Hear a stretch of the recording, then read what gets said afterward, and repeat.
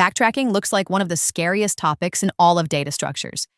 You see recursion, choices, paths, dead ends, and undo steps, and suddenly the code feels impossible to trace. But here's the secret nobody tells you. Backtracking is not a new monster.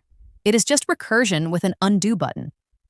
By the end of this video, subsets, permutations, and even n-queens will finally make sense. The whole idea fits in 3 words: choose, explore, undo. Quick recap from the last video. In recursion, a function solves a problem by calling itself on a smaller problem. The call stack grows as we go deeper and shrinks as calls return. Backtracking uses that exact same machinery, but it adds one extra move. After we explore a choice, we undo it. So recursion is call and return. Backtracking is choose, call, and undo. That one undo step is the entire difference. Here is the simplest way to feel it. Imagine you are standing inside a maze. At every junction, you choose one path. If that path leads somewhere good, great. But if it hits a dead end, you do not give up. You step back to the last junction and try a different path. That stepping back is backtracking. Choose a path, explore it, undo if it fails, and try the next one. Your brain already does this. Now we are just teaching code to do the same. Almost every backtracking problem follows one shape. Look at this template. If the path is a complete solution, we save a copy of it and return. Otherwise, for each choice, if the choice is valid, we do 3 things. We append the choice to the path. That is choose. We call backtrack again to go deeper. That is explore. Then we pop the choice back off. That is undo. Choose, explore, undo. Once you see this skeleton, every backtracking problem starts to look the same. Let's start with our first real problem, subsets. Given the list 1, 2, 3, we want every possible group we can make from it, including the empty group and the full group. For each number, we only ever make one of 2 decisions. Include it or skip it. That simple include or skip choice is what generates all 8 subsets you see here. Watch how those choices form a decision tree. We start with an empty path. At the first level, we decide what to do with the number 1, include it or skip it. That splits into 2 branches. At the next level, we make the same decision for 2, and at the level after that, for 3. Each level of the tree is one number, each branch is one choice, and every leaf at the bottom is one finished subset. Follow the green include branches and the gray skip branches all the way down, and you reach all 8 subsets. The tree is just our choices, drawn out. Now the code. The path stores the subset we are currently building. The result holds every finished subset. When the index reaches the end of the list, we have made a decision for every number, so we save the path and return. Otherwise, we choose to include this number by appending it, then we explore deeper with index +1.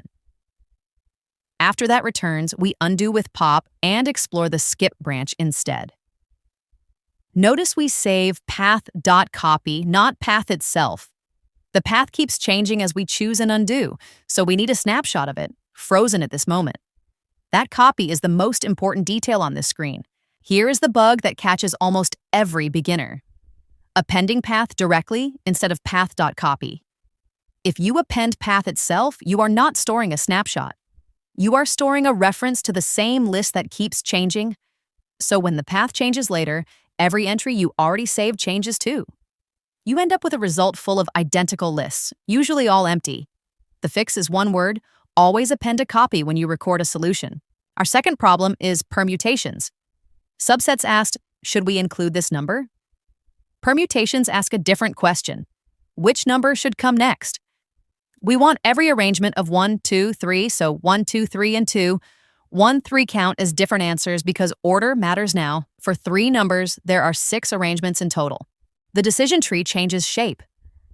At each step, we choose one number that we have not used yet. We pick 1, and the path becomes 1. We mark 1 as used so we cannot pick it again. Then we pick from what is left. We choose 2, then 3, and the path is full, so we save it. Now backtracking kicks in. We undo 3, undo 2, and try a different number in that second position. Choose an unused number, mark it used, explore, then unmark it. Unmarking is the undo that lets each number appear in every position. In code, we track a used array, one true or false flag per number.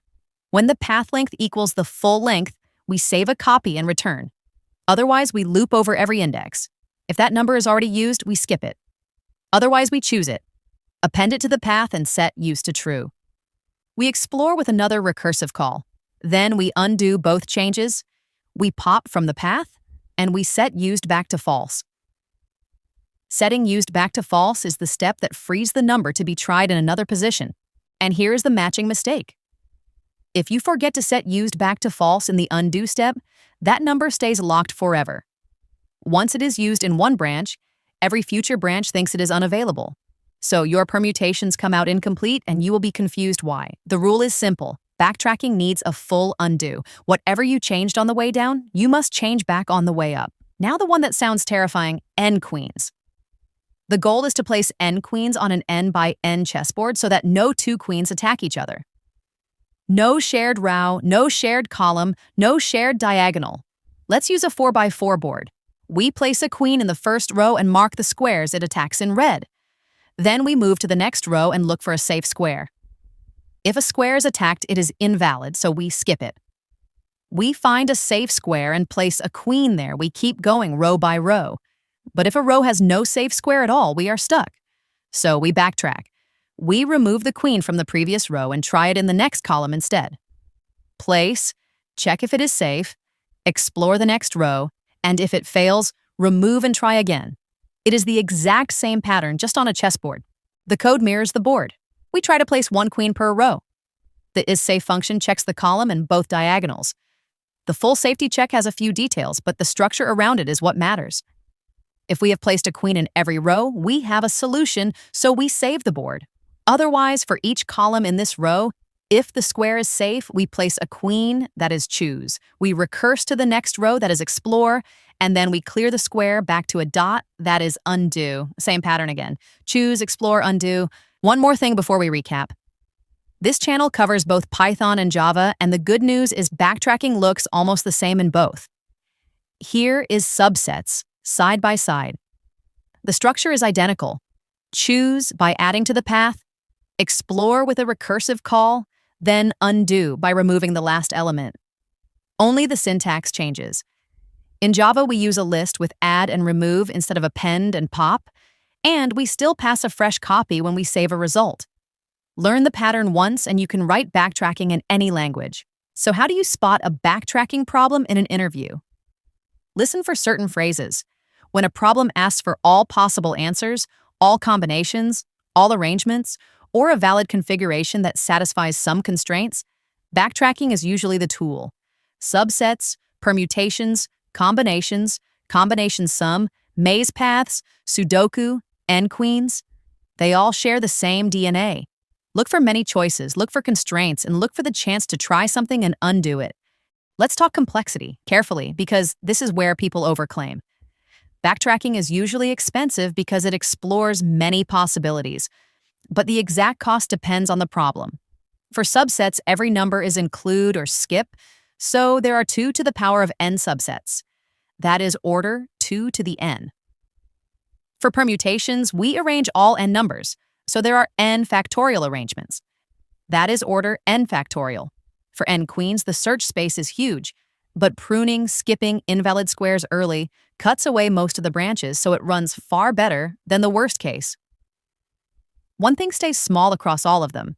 The recursion depth, and therefore the stack space, is usually just order n.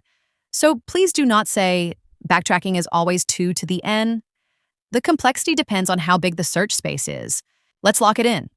Backtracking is recursion with choices. We build a path, we explore it, and then we undo the last choice so we can try the next one. Subsets use include or skip. Permutations choose an unused number and mark it. N queens places a queen, checks if it is safe, and removes it when the path fails. For any new problem, ask 5 questions. What is the path? What are the choices? What is the base case? How do we undo? And can we prune invalid choices early? Answer those and you can write the solution. Backtracking is choose, explore, undo.